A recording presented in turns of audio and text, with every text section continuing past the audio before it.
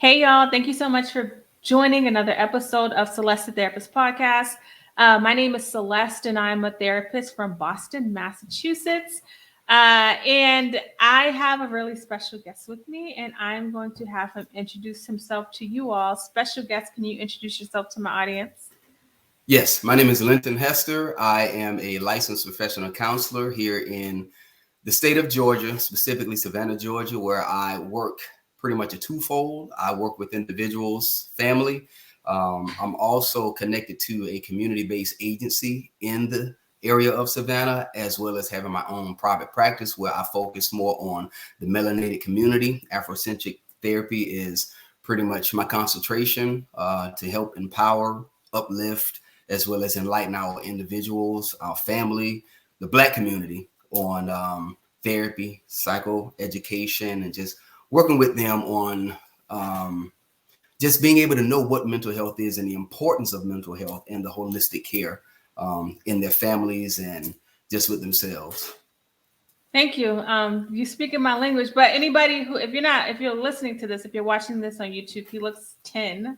You look like a little kid. So, that black don't crack. Yes. Yeah, you look young. Thank you for being here with that amazing introduction. So for my audience, people that are new here, one of the things that we do on this podcast is we get to know our guest. As you can see, Linton is doing amazing things, but Linton did not start as a therapist. And I don't know his story, so we're going to learn it together. So you're in Savannah now. By the way, I used to live in Jessup, Georgia. Wow. Damn, you ain't got to say it like that. Slow down. I'm sorry. I found out what people say. They say just up the road, just up. So the reason why Linton had that reaction is because it's a lot of dirt roads. I lived on a dirt road, literally. So it's very, very country. And it's interesting because I moved there when I was 15. Coming from Boston to Jessup was a huge culture shock. If you told me you could have a whole culture shock in the same country, I would have not believed you until that moment. So were you born in Savannah, or where were you born? No, I was actually born in Ocala, Florida, transitioned to here based on a job. And, just to kind of give you a backdrop, I was actually, I'm one of 11 boys, 4 sets of twins, no girls at all. And so 4 sets of twins, no in vitro, 4 just sets regular of twins. babies? Yes. Yes. 4 sets of twins. 4 sets of twins. So there are a twins total run of heavy. Yes. So there are a total of 11 boys. Out of those 11, there are 4 sets that you can pull out who are actually twins. I'm a twin. Yes. And you have twins. twins. I have twin boys. Yo, talk about that DNA. Strong. It's strong. Yes. Okay. Strong, as they say, strong. So you're one of 11. What was that like growing up with all brothers? In Florida? You grew up in Florida, right? Yes, in Florida, in Central Florida. And, I would say looking back, having that many siblings, you can get lost in the shuffle of having, that many brothers, that much activity. Everyone wants to play football. Everyone wants to do their own thing. And so if you're not able to identify with yourself, then you will get lost in finding out who you are. They have that what they call the child rating, right? Where you are either the firstborn, the secondborn, or the thirdborn. And so I was pretty much like the 8th or 9th born. And just it was kind of tough, trying to find out who I was, adopting personalities from my other brothers. And by the time, and this is the funny thing, by the time I actually came to being confident, all of my brothers just kind of dispersed, and some went to the military, some, the civilian life. And I was just left, with my mom and my twin, still trying to search and find out who I was in this entire family system, the family structure. And what was it like? So not only you're number 9, what part, like the part of Florida you was in, and I know down south, I feel like racism is more overt. What was that like, kind of being a Black boy living in racist America in the South?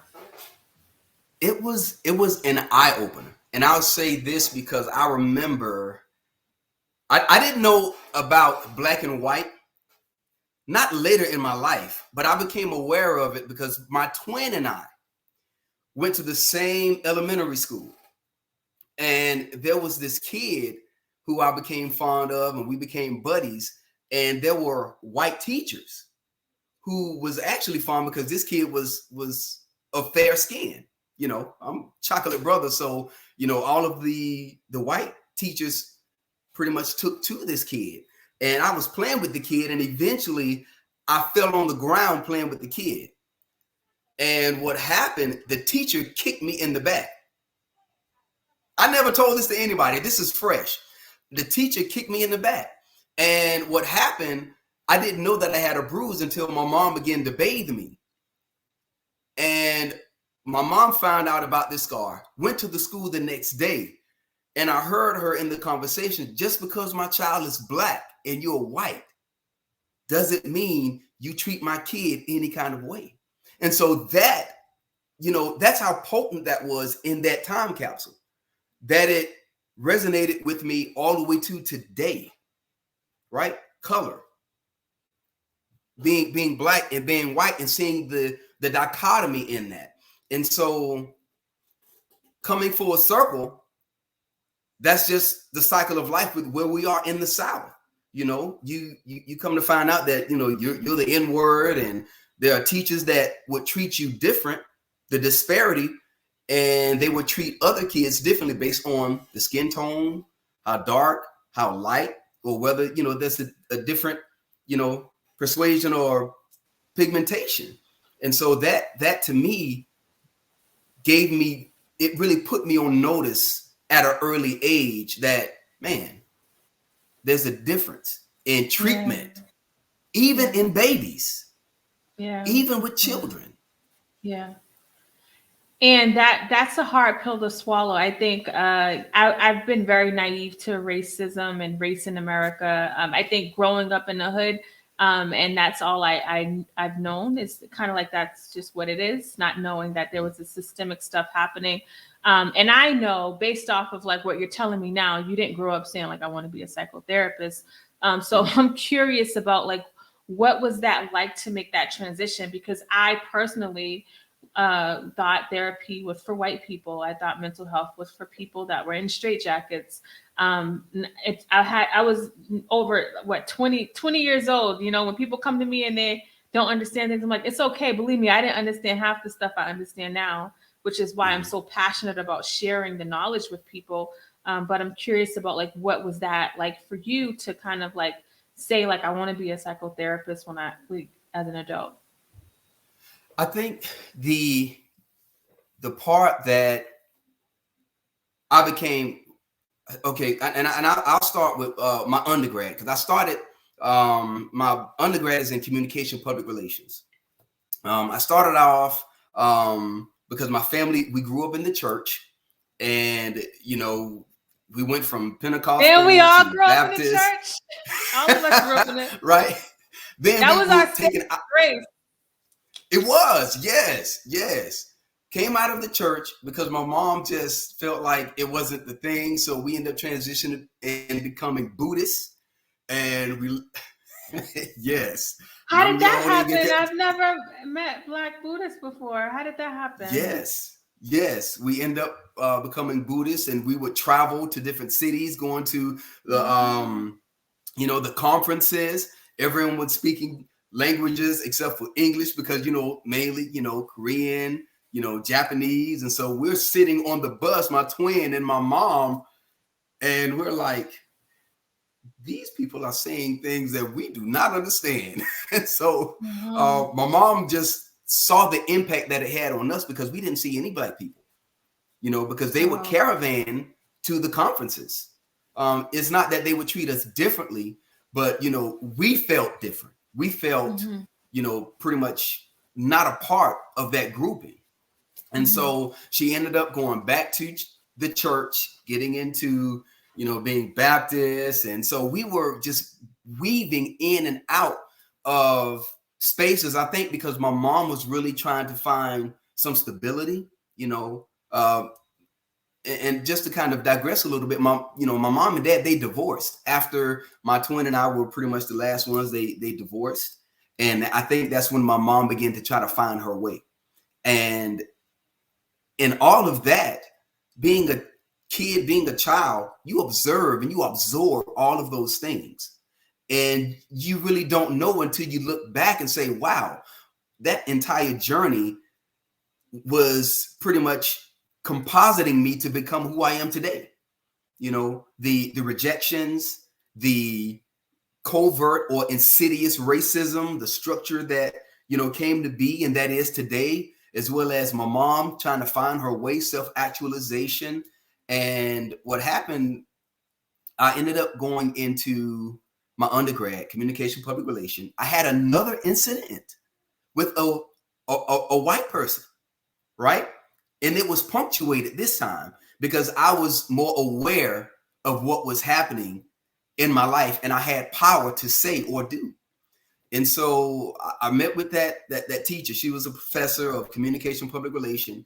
And I'm gonna tell you the funny thing. This lady actually called me out in class. The first day of class, we had introduction to IMAX. These were new things on the market. And I was very interested because I wanted to get into journalism, public relations, graphic and designs. And I asked a basic question. Well, am I able to do this with this type of machinery? And she said, why? Do you want to print out and look at porn? And that just stood out to me. And I'm like, the stereotypes, the judgments, right? Wow. The maltreatment. Yeah. Even when I was younger, the maltreatment of being the physical, right? It became physical when I was young. Then it became something more of social, relational. It became something emotional and mental.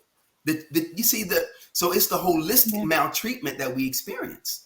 Right. And when, you know, like the physical, and I think about the psychological piece. And so like when we're like free, like we don't have literally chains on us, but like, I feel like so many of us are bondage because of the system that we grow up in. I mean, you had enough insight by that point in life to understand what was happening and not like kiki with her and not realizing like, oh, wow, she's stereotyping me. Right. How much do you think that plays a role in, you know, our people's like mindset for their future, growing up in a system that is designed, that was never designed for them to succeed? This system was not, it's not broken. It's the way it was designed. What do you think that looks like for our people as they're trying to like really accomplish their goals and things like that? Honestly, I think that it can be a cinder block that we build around, but not knowing that we can remove the cinder block. It becomes a nucleus or a component and a driving force that actually has the potential, and I don't want to say that it has the power, but it has the potential to dictate the direction or the path that we take. Because if you have individuals such as a professor, an individual such as a police officer, all of these individuals who have the power, who are certain potentates to dictate the direction in which we take, it plays a major role in our lives psychologically, first of all, because I think the mind is the engine to all movement, to all perception, outlook, and engagement with the world and how we have our outlook, right? And so it has the ability to cause us to pivot in the direction that we choose to take. And it takes away our power of choice and say, well, say for instance, if that teacher or that police officer or that judge, has the power to be that wrecking ball, it can really devastate and wreck our lives. And so I think it plays a major role in the African-American community, because even when I grew up, most of I only had one black teacher throughout my entire high school journey.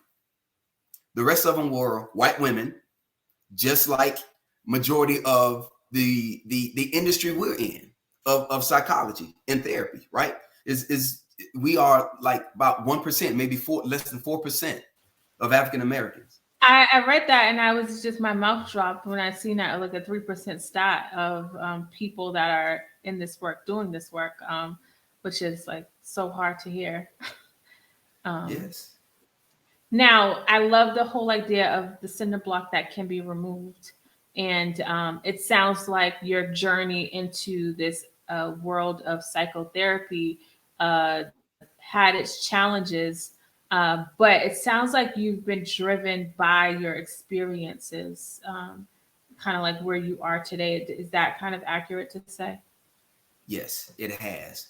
And I'll say those experiences have caused me to become extremely resilient, and to really carve my own path.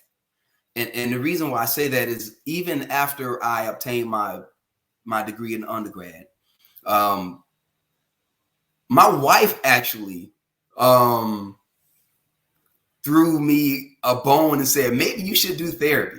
Because throughout my entire life in high school, college, I've always been the individual who would sit and listen to people, and people would gravitate to me for advice, information, or just to counsel. You know, it was just something that was very innate to me, because I always had this natural calming, as some would say, presence, to help people, and just to have people to feel comfortable and just to be themselves, you know. And so in my pursuit for my master's, I was thumbing through programs and degrees. And I'm like, what should I do? What should I do? And my wife was like, maybe you should do counseling. And the light bulb went off. I was like, it just, you know, we can see the life for other people, but when we're in the mix, it's hard to pull back and say, I know exactly the life I should take or the direction I should take. And that's pretty much, you know, that goes along with life mapping. We can help other people life map, but it's hard for us to do it for ourselves because we're in the mix. And so my wife actually introduced that to me. She threw it out there and gave me that plug. And I was like, okay, I'll pursue it. So I began to pursue that.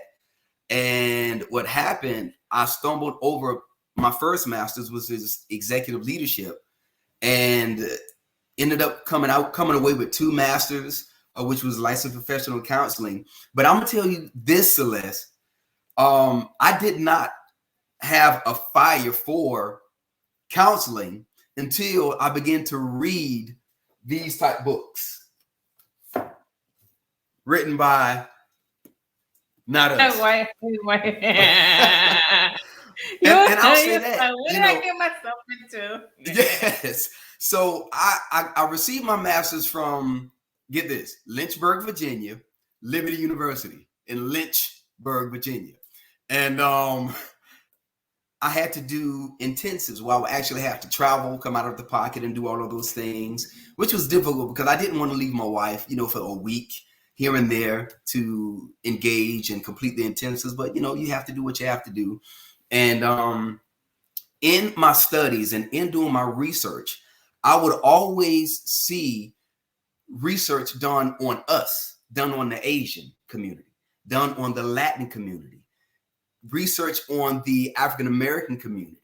But I would never see research done on the white community. And I'm like, why do they have all of us in these books and they don't talk about themselves?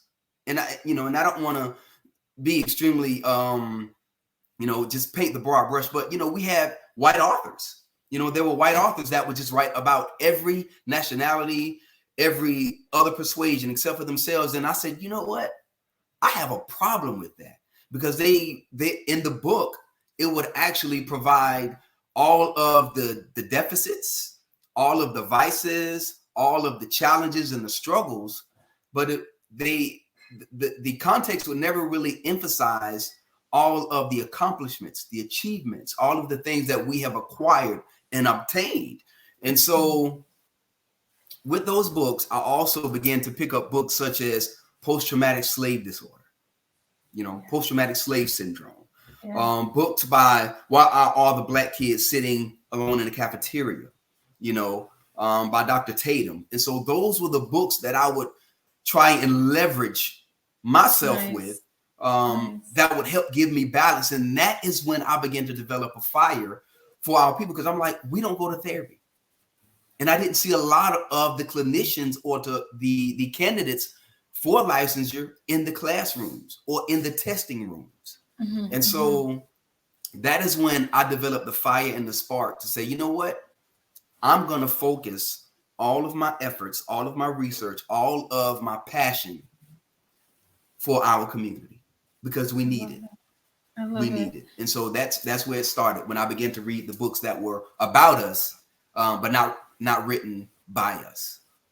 I love it. I'm going to pivot with the books that you've read. I want to kind of talk about generational trauma, but I just kind of want to say to my audience around, the lack of Black therapists and like that we have now. I think there's a lot that goes into it. I didn't know how to like apply for a lot of the things I applied for to get into school, the school loans, the internship unpaid, that people have to think about, and they can't afford to not work, but then they have to do 40 hours of unpaid work to be able to like get through school. So people are factoring in all of these things as they're trying to figure out their career.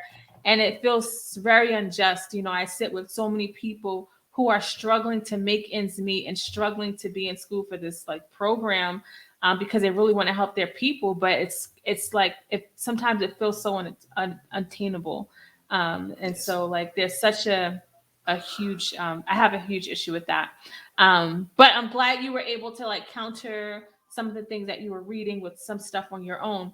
And you're right. People don't talk about our triumphs. As far as I knew, growing up in school, we started off as slaves. Nobody never told us we was kings and queens back in the day, right? Like, so like, think about how that messes with you when you think like, well, dang, I'm doing better than a slave. And the other part I wanted to make was that, these people in these books that talk about our struggles are leaving out the part about the generational trauma and how that passes on through generation. Can you share, because this is a passion of yours, and I would love just to kind of hear your thoughts on what I'm talking about right now, so that people can have a better understanding that are listening right now. Yes, and I want to start, excuse me, from Genesis, because we throw around the term trauma, but we really don't know exactly what trauma entails.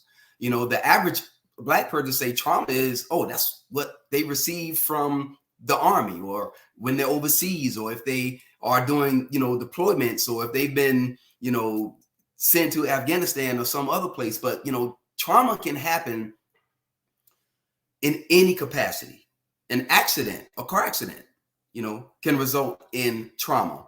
But trauma basically is a deeply distressing or disturbing experience that reverberates throughout the person's life. It affects the psyche, it affects the emotions, it affects relationships, and it pretty much augments your stress level in life. And so it makes you that much more sensitive to people, places, and things that may actually trigger or detonate that stress level in your life, right? Prime example, if I was in a car accident driving down the road and that specific place is my trigger point, then anytime I'm near that area, what would happen, I would receive some kind of impact or effect, because it resonates with me psychologically, emotionally, and physically. So some individuals. And I'll just say, to piggyback off of what Linton is saying, this literally happened. I seen a little boy get hit by a car. He was okay, but it was near my job, near McDonald's, and he spilled his drink. And for like the next few weeks, when I passed that McDonald's, my heart would stop, my stomach would turn. But luckily, I had enough mindset to know why that was happening. And I think what happens for people, they don't understand what's happening. And that can really turn into, that's like PTSD for me, witnessing him get hit by the car. And then the anxiety, the symptoms that are coming from that. So literally the example that he just gave happened with me. And this is things that happen with so many people. But I just kind of wanted to like validate what you or your example that you used. Yes, and that's vicarious trauma, where you experience the trauma based off of just witnessing what you've seen, vicariously, and so you're affected by it. You are, you know, consequentially receiving the trauma from the things that you've witnessed, because it changes your attitude, your belief system. Am I safe? No, I'm not safe. If I drive down this road, so you're believing that, okay, I'm no longer safe if I go down, Park Avenue, or if I go down 2nd Street. And now to this day, this happened 3 years ago, when somebody is crossing the street the way he did, I like I'll make sure my stomach still drops. And this was like 3 years ago. And no joke, when people are crossing the exact same way, like that image has not left me. You understand? So what Yes. Glinton is saying is so true. Yes. And so with that, segue into, trauma, that's what it is. It's trauma that affects the entire parts of you.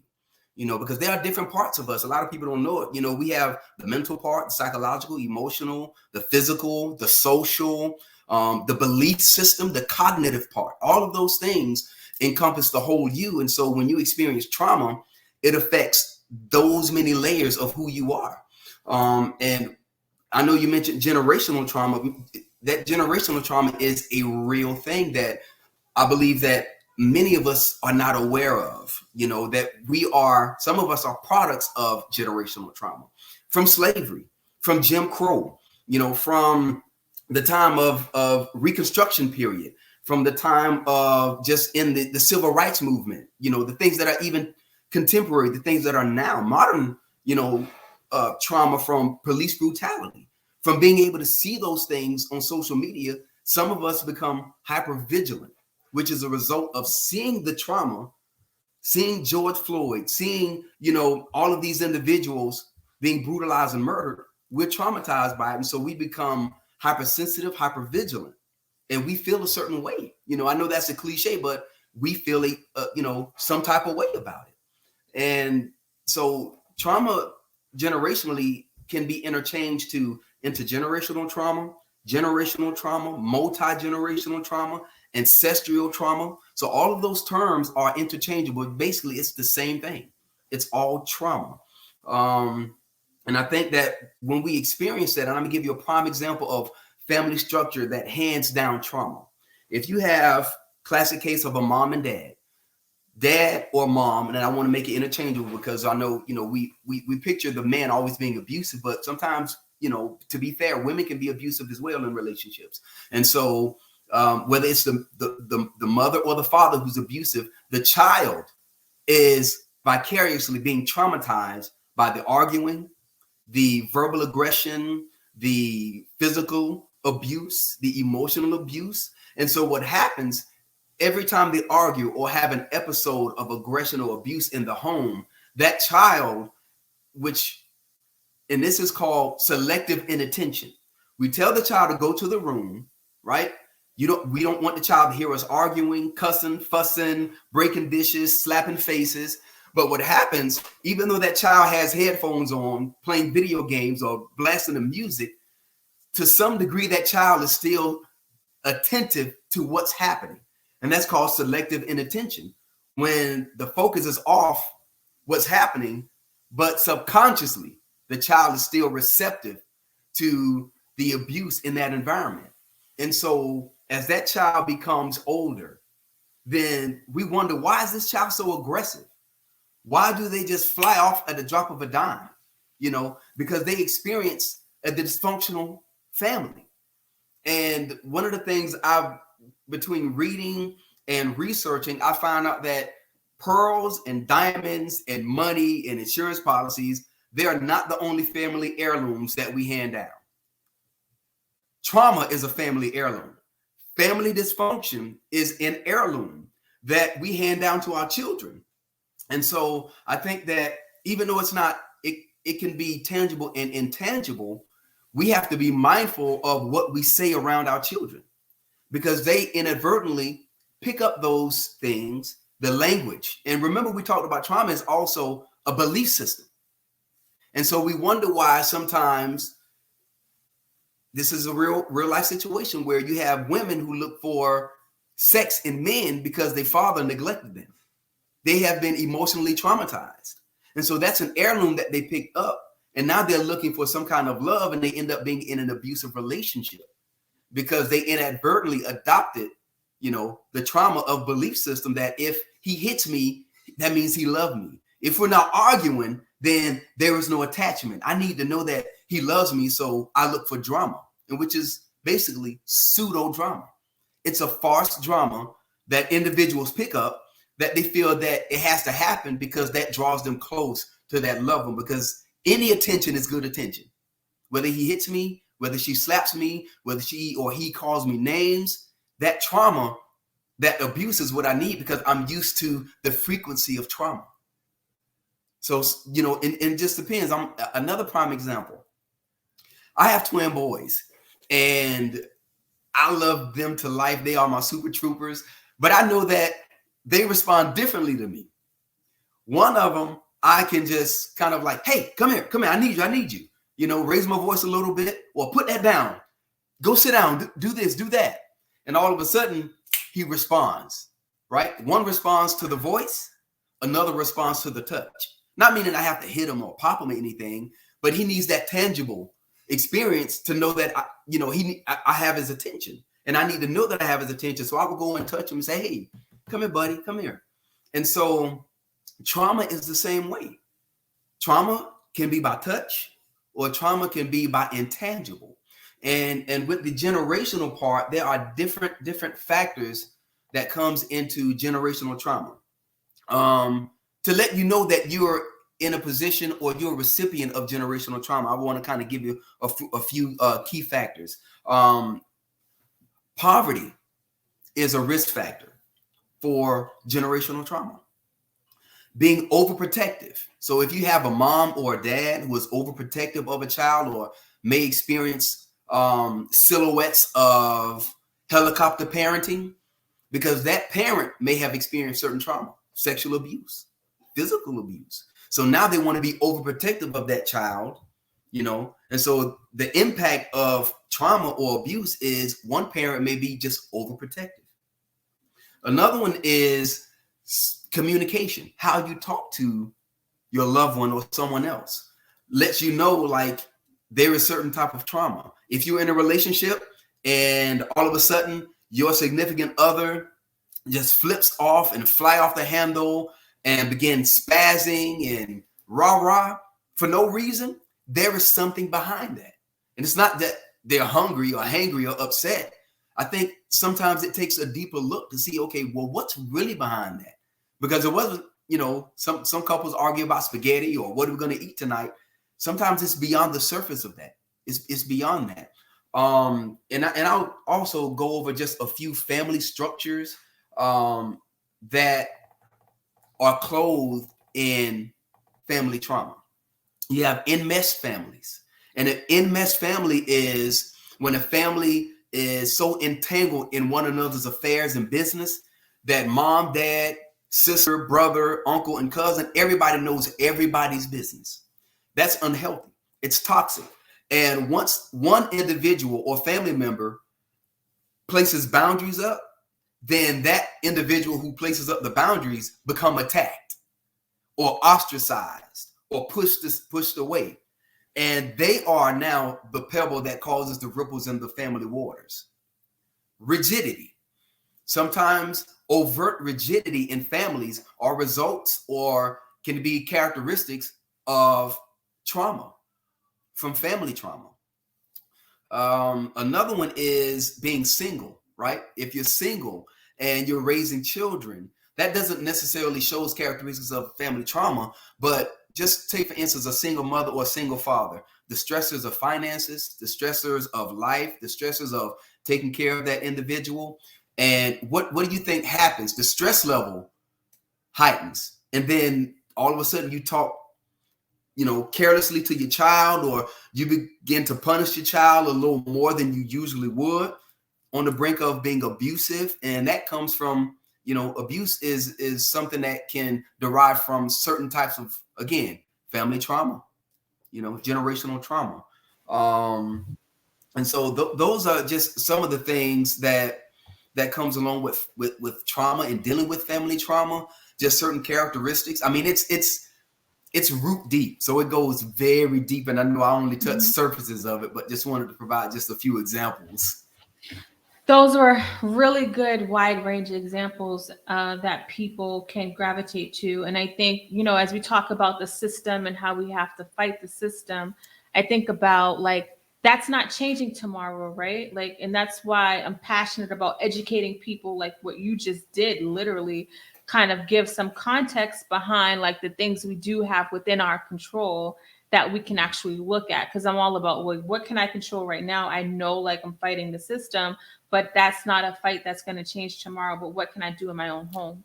Yes. And anytime I'm talking to parents, I say, I tell them like the best thing you could do is take care of yourself, right? Like you think about the person, the mom that was molested, who wants to make sure her child doesn't get molested, but may end up creating an anxious child because she's so fearful of it, right? Yes. The mom doesn't say like, I want my daughter to be anxious. Like she doesn't want that. But if you don't know that's what's happening, that's what will happen. Now, one of the things I really, because we're talking about really like hard stuff that are real for so many of my people. I like, let's think about like solutions, right? Because we understand what's happening. And I also love how you said the person in the family that's trying to create change will seem like an outsider. This happens so many times. People coming to therapy, they're trying to work on themselves. And I say, like, you got to understand that's their norm. The abnormal that you're realizing has been their norm. And I think like we joked around about dirt roads, and it's kind of like when you're trying to start something from scratch, it's hard work. It's not like you're putting a patch in the road. You're literally building it from scratch. And the same way we have like passed on like this toxic behavior and trauma, we can actually like work on creating a new system where we're passing on different behaviors and healthy ways of living. What's your mindset around that piece? Because I really want to give people hope despite what has happened. Yes. And I love that. I love, the solution focused approach, because I think that's a key element in giving people action steps, something that's very practical and not just theoretical. And dealing with generational trauma, I think that one of the first things an individual can do is basically self-care. Step away, spend time to yourself, right? Because I know that it's very difficult to really identify where you are, who you are, what you will do, what you won't do, when you have so many semantics, noises, and voices telling you where to go and what to do and how you ought to live your life. So one of the things I would say is anytime you make decisions, shrink your circle. When you have to make big decisions, whether it's with career, life, family, generational trauma, and it's all applicable and relative, shrink your circle. Because the more voices, the more confusion. And so I think that the biggest thing that you can do is eliminate a lot of the voices. And sometimes you may be the only voice, and having someone objective to be able to be brutally honest with you is a part of your support system or your village. Shrink your circle and find a confidant. If your confidant is a therapist, if your confidant is a cousin, if it's big mama, whoever your confidant is, find that person who will be brutally honest, completely objective, and seek direction in that light. And I think that will be extremely helpful as far as your first action steps, right? Break away from the flock. Because anytime you're trying to make major moves, anytime you're trying to pivot or do something different or go against the grain, you have to break away from the flock, because if not, you'll get lost in the crowd. Because I love to use this expression with my clients. I would say you will never build your house giving away your bricks. And so in order for you to be able to build yourself up, you have to stop giving away your emotions, Stop giving away your time. Stop giving away your money. Stop giving away your feelings. Stop giving away yourself. Because once you turn around, you'll be in fragments because you've given away so much. Yeah, and also understand that doing this is going to feel very uncomfortable. If your system is used to you giving away so much, it's going to go through a shock. It's like, what is this foreign thing you're trying to do, Celeste? Literally what I went through. And the idea of self-care, I really want you to really think practical, right? I love how you're really practical. Even with my kids, you know, if I am having a hard time or doing something, I make sure to let them know. I'll take a deep breath and say, hey, this is not the time, right? I don't try to be like a super mom or a super wife when I know that emotionally I'm not available. But in order for me to know I'm emotionally not available, I have to learn how to spend time with myself so I can understand the cues, so I can give myself what I need. Like, that's okay to do when you walk in the door, to not all jump into like a certain mode. Like, it's okay to take a breath. It's okay to take some deep breaths. In fact, you need that. And I think that when you're not used to that, like I grew up in a single family home, trauma, right? And I think that when you're not used to a certain way of living, trying to live that way feels very hard. That's why people stop, because it's a process. And I always want to be transparent about that. Like, I always talk about how I feel now, but I don't leave out the part of what it took for me to get there. And so it's a process that you have to understand it's going to come with some pain, right? There's no way around it when you're trying to change. You know, I always say the same way, if you're trying to get a new heart and you're, or a new lung, a transplant, your body will reject a good lung and a good heart. It's because it's been working with the bad heart and the bad lung for so long. It's like, what is this foreign thing in here? So we got to really be mindful of that as we're trying to change, because I would just want people to be encouraged. So when it gets hard, they understand what's going on. Yes, because of the process is, you know, and I'm so glad that you said that, because, you know, one of the things that we as therapists, we don't live in the lives of our clients. You know, we provide direction, we provide, you know, whatever it is that they need at the moment. And, you know, I always tell my clients, I like to give them in-session solutions for out-of-session living.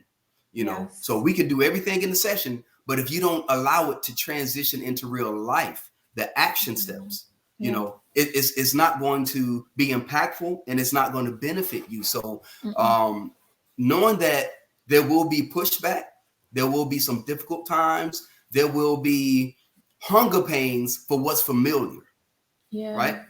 There will be hunger pains for what's familiar. It's just like a person who is just released from being incarcerated. They go back to what's familiar because it's comfortable. And I think that, you know, you have to fight against those hunger pains of what's familiar in order to be able to really persevere through the uneasy parts. You know, that's getting that, and that's what's called the hard parts, getting out of your comfort zone. It's not easy, right? It's not easy not picking up that phone saying, no, I'm not loaning you $50 today, you know, because you have some people who just don't know how to say no. But you have to be intentional in the practice of it, right? And sometimes you have to, one of the things I've learned to do, and I like to share this, is I write me a list of the things I need to do for the day, for the week, for the month, and not only that, for 6 months up to a year. I call that life mapping. You have to do SMART goals, be specific, measurable, attainable, realistic, and time-bound activities for yourself in order to see what you have accomplished and what you've done and where you want to go. That's basically life mapping, because no one just gets in the car and say, you know what, I'm just going to drive to North Dakota without a map, without GPS. How I get there is how I get there. No, you have to make a list, make sure that you don't forget certain things that you need. I love it. And you have to prepare your mind for the journey.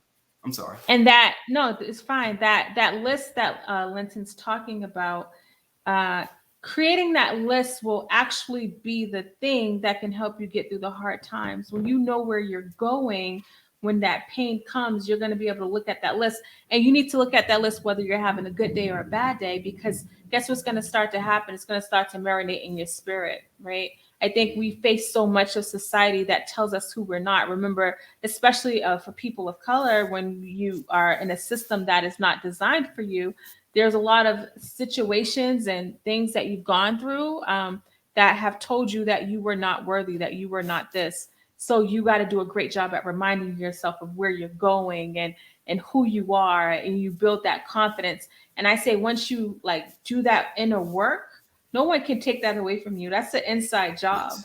And I feel like Yes. I'm at a stage in my life at 39 where I live my life and I feel like I have a bubble around me, not because society is going great, but because of everything I do to make sure that I'm not allowing society to dictate my future or my mindset, or not even just society, my past, right? Being able to reconcile with my past, accept what has happened, but actually look at where I'm going, brings on so much new energy and renewed mind and a renewed spirit will really help you stay the course on where you're trying to go. Yes. And I think it's important to, if I might add, to not be afraid of these words. Oh, you've changed. Oh my Don't God, be I was afraid so of that. afraid. It's right. I was like, what do they mean I changed? I'm Celeste. Like, I was so Yes. offended. And I was like, oh, duh, Celeste, you have changed, right? Like, oh my God, go ahead, speak on that, because I was afraid. I was like, I don't want them to think I'm a bad person. Yeah. You're different. Oh, you new. You can't be afraid of that. And that's actually a compliment. I like to use where people have to find ways to reframe their mind. Just when people say, "Oh, you've changed," we think that's a bad thing. We think that we've left them behind, or and our family is gonna treat us different because they felt that we cut them off, and it's not a bad thing. Selfishness is a good thing with a bad rap. It's a good thing with a bad rap. In order for me to be able to carpool and pick somebody up that's on the wayside, I gotta have gas in my car. If I'm on empty trying to pick somebody up, we both stranded. I'm no good to myself or the next person. So selfishness is a good term with a bad rap.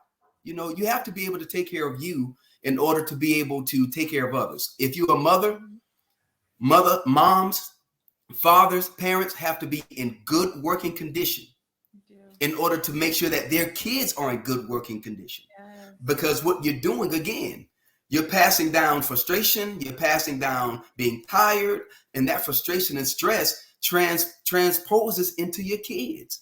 Yes. So if you're unhealthy, then you're breastfeeding unhealthiness to your babies. Mm-hmm. Mm-hmm. And so you have to be in good working condition, not intentionally, right? Yeah. Yeah. And so, it's okay to hear those terms, you've changed. It's okay for that, because those are benchmarks that you want to hear. It lets you know that you're making progress. If they say, oh, you're the same, that's the same old, that's not what you want to hear, especially if your goal is to change. And so those words, it's not going to be easy hearing that. So I don't want to kind of paint the picture, and I don't want to lie to you to make it sound fly to you. It's not going to be easy. What you experience, it's going to be a process. You're going to grind it out. It's going to be grueling. It's going to be something that you may not like, even with trying to change the dynamics of your family style. My parents, they divorced. My wife's parents divorced. We didn't want to duplicate the same recipe. If they were cooking with oregano, I'm cooking with chimes. I don't want to use the same elements they use in order to get the same result. You got to be self-aware. You got to be self-aware. You got to be aware of yourself. You got to be aware of your vices. You got to be aware of those undertones. You got to be aware of what I like to call phenotypes and genotypes. Phenotypes and genotypes. The phenotypes are the things that are physical, right? I picked up my pop's features. I picked up some of my mom's features. The genotypes are the things you can't see. Those genes. When they say, oh, boy, you act just like your daddy. Boy, you act just like your mama. Those genotypes is something that you can't help, but you can help behavior.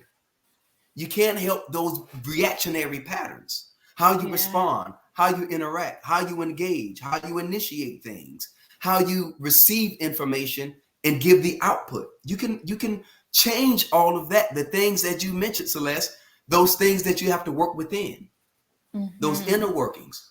Those are the things that you can change. And so I think it's important to have that self-awareness. You know, I'm aware that at a certain time when it's time for my twin boys to go to bed, I'm like, okay, I'm about to turn into, I like to call it the snapping turtle. Papa's about to become a snapping turtle. It's time for y'all boys to get into bed. It's time for you to decompress, to debrief, bed, book, you know, bath time. And so I know I'm aware of when it's time for Papa to clock out and put the boys to bed, because I don't want to be mean to them. And so the same goes with when you're at work, when you're dealing with family. You have to be aware of you, your temperament, your emotions, what you can handle and what you cannot handle, where you will go, where you won't go. Self-awareness. You got to be aware of those things, because if not, you'll be ebb and flow, tossing and turning and being flung everywhere. And so you have to be aware of yourself when you're dealing with any angle of life, being aware. And I think that's the one of the winning factors, one of the key factors, being aware of you. I'm big on self-awareness, being very aware of yourself. And I think that's very important, you know. Thank you. That was good. I appreciate, you sound like a preacher. I appreciate you know what? I'm not a preacher, but you know, I'm passionate about our people. I'm just so passionate. We on the same page. I met my twins. Yes. I love us. I appreciate your kind of transparency and just the education that you bring, especially as a Black man. I think that's important. I think we need to hear, you know, from people that look like us, that have gone through a journey. And I think, you know, the way you and I talk on social media and on our content, people would think we were just like bathed in mental health. I know, right? I'm like, I gotta let them know, like, listen, if I told people, I said when I was 19, I had was trying to get my money back from this car. I was very stressed out. My oxygen level dropped. The people did these tests and they was like, yo, I think you need to see a therapist. I thought I put the IVs off. I said, these people think I'm crazy, but you know, I was like, I should have been talking to somebody. So I just, you know, I say that to people to be like, you can like change, and you can work on like understanding yourself and all of the stuff that you and I have kind of journeyed through. So thank you so much for this. You are so welcome. Thank you for having me. Yes. Yes. The last thing I want to say, where can we reach you, and what do you do for self-care? Like, what does that look like for Mr. Hester? But self-care, you know, I'll say this. Ever since I had my twin boys, my anxiety has been just on a roller coaster, because, you know, children change your life and you want to make sure that they're safe. And in addition to the ongoing issues of police brutality, I experience hypervigilance. I experience anxiety. I experience, you know, being fearful of driving, and, you know, I got locks, you know what I mean? And I don't dress like suit and tie and bow tie when I go out. I'm, you know, I like to go out and, you know, drip. Nor should you have to. Exactly. It sucks that you have to even say that. Like, yes. And so having to experience all of that, even as a therapist, I have, you know, clients asking me, well, what do you do? You know, the first thing I do with self-care, I limit my social media intake, and I use a sensor. You know, at a certain time, I'm on it. If it's something that I know that is going to notify me that it's sensitive content, I brace myself. And sometimes I just scroll past it. I limit myself on social media because I know what it does to me. You know, because I absorb things, and I don't like to see the things that they show, because, you know, I have to protect my mental, and it's kind of like cognitive, you know, behavior therapy. What you think is how you behave. How you behave is what leaks out of you. And so I have to protect that, because I want to make sure that whatever I give off is good vibes. Is, you know, is light and love. And so I protect myself from social media, as well as I exercise. You know, I channel all of the things that I've conjured up in my mind, or whatever, you know, thing that I have that I've excogitated over. I channel that into exercising, whether I'm out running, I'm playing golf, I'm trying something new, doing something different. because I'm putting my focus into the things that's difficult for me to do. So the all of me is focused on it.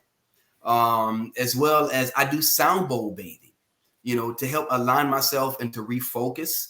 I meditate. Those are also the things I do. And then I have my twin.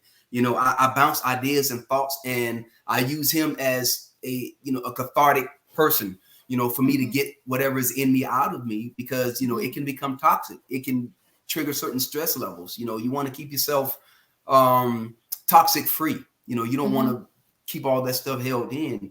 And so I like to stay active, and I love to read. I love reading. So I escape through a book if I can, or I play with my twin boys. I get a chance to relive childhood through them, and see them have fun, and I get lost in the blissfulness of their innocence. And so I actually chalk up a lot of those things. And some of the other things I do is I create me a routine. I structure my day, and I dictate it. I don't allow my day to dictate me. If it's something that I don't like, if it's something that I don't want to be a part of, if it's something that I feel it will be ill and counterproductive for me, I stay away from it, And so that's how I maintain self-care and good energy. And I keep myself in a positive bubble, try to talk about things that are positive. And if it's negative, then I screen it. Like we screen our calls. You have to screen stuff in your life, because if you allow that stuff to resonate in you, then, sometimes you become the substitute of the things that you don't want. And so I make sure I screen that. So those are some of the things I do with self-care. And I know you mentioned how individuals can get a hold of me. I am on Instagram with Live Better Now, just simple Live Better Now, as well as with my website, which is livebetternow.us. Us. So livebetternow.us. And so that's how they can reach me. I try my best to get on social media when I can, but these twin boys got me running around like an octopus. I don't have enough arms, but I try. Now you understand what your mother went through. Yes. Linton, thank you so much. You're amazing. I hope my audience, if you guys enjoy this, please do me a favor, share with somebody that you love. You really have helped push my why. You're a part of my why. I wanted people to see there are so many other people that are doing this work. So thank you for being a guest on today's show. You're welcome, and thank you for having me. I definitely appreciate it, and I love the work that you're doing. It's amazing, and I follow you, I listen, and I appreciate you and your platform and your work as well. Thank you. You're